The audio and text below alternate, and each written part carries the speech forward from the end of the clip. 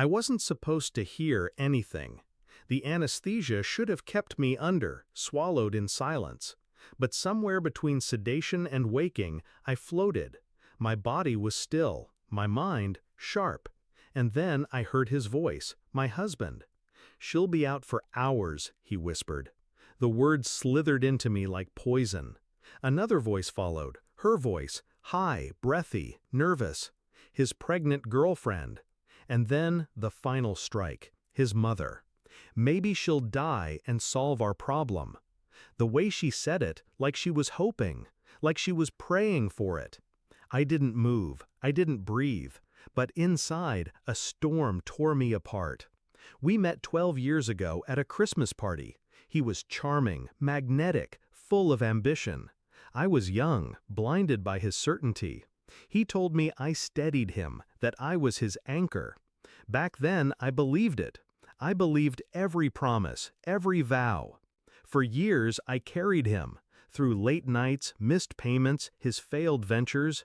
I was there, paying bills, cooking dinners, cleaning blood off the bathroom sink after one of his drunken rages. He always apologized after, always swore I was everything to him. And I wanted to believe love was enough, but love doesn't erase the truth. The truth hides in shadows, in little mistakes, in whispers left behind. I noticed first with the perfume, not mine, a trace on his shirt. Then the missed calls, always from unknown. The way he locked his phone the moment I walked into a room. And then the message I wasn't meant to see. "The baby's kicking, wish you were here." I remember staring at the screen, numb, my pulse steady, no tears, no rage, just clarity. That's when my love for him died. The surgery came weeks later, a routine procedure, nothing life-threatening. But lying there, drifting between worlds, I realized fate had handed me something rare, proof, unfiltered, raw. They had outed themselves, and I was awake for it. When I finally woke up, I kept my eyes closed longer than I should have. I let the nurses whisper, let them trade glances. They had heard too, and unlike my husband, they had hearts. By the time I opened my eyes, the plan was already forming. I didn't scream, I didn't confront him. That's what he expected. Drama, tears, weakness. Instead, I smiled at him, kissed his cheek, thanked his mother for visiting. I even asked the girlfriend if she was eating enough. The act was flawless. Behind the curtain, I was moving quietly, strategically. The nurses helped. They had seen enough affairs, enough betrayals to know which side justice lived on. Every phone call my husband made from that room, recorded. Every cruel word from his mother, noted. Every visit from the girlfriend, her hand cradling her belly like a trophy, documented. By the time I was discharged, I had a file, thick, unshakable. I waited. 2 months, long enough for them to feel safe, to let their guard down. He served me divorce papers with a smirk. His mother gloated, saying I was finally out of their way. The girlfriend stood there, swollen, smug. And I signed, without hesitation, without fight. Because fighting in that moment wasn't strategy. Revenge was patience. The court date came. He expected a swift victory, division of assets in his favor, custody of nothing because we never had children. His new family, his shiny future, secured. But when my lawyer stood and handed the judge the file, I watched his smirk fade.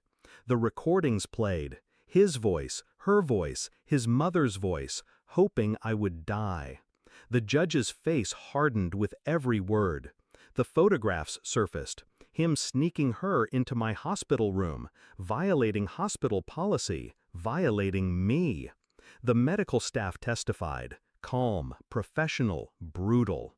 And the piece de resistance, the clause in our prenup that he forgot I wrote myself. Infidelity voided every right he had to my money, my assets, my home. The empire he thought he was stealing slipped through his fingers in minutes. The judge ruled in my favor. Assets, mine. Alimony, from him. his reputation publicly shredded. The girlfriend's face twisted when she realized what she'd signed up for. No mansion, no power, just a broken man now unemployed, his company severing ties to protect their image. And his mother, reduced to a whisper in the back row, pale, silent, humiliated. I walked out of that courtroom taller than I'd ever stood. My pulse was calm, my hands steady. Justice didn't come from screaming. It came from silence, from patience, from letting them believe I was weak while I sharpened the knife behind my back.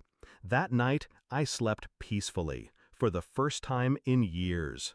I often replay the moment in the hospital, their voices echoing over me, thinking I was gone, and I smile, because that moment was their undoing. They wished for my death. Instead, I buried them alive, in truth, in shame, in the ruins of their own arrogance. And that's the thing about betrayal. It doesn't break me anymore. It fuels me. Because while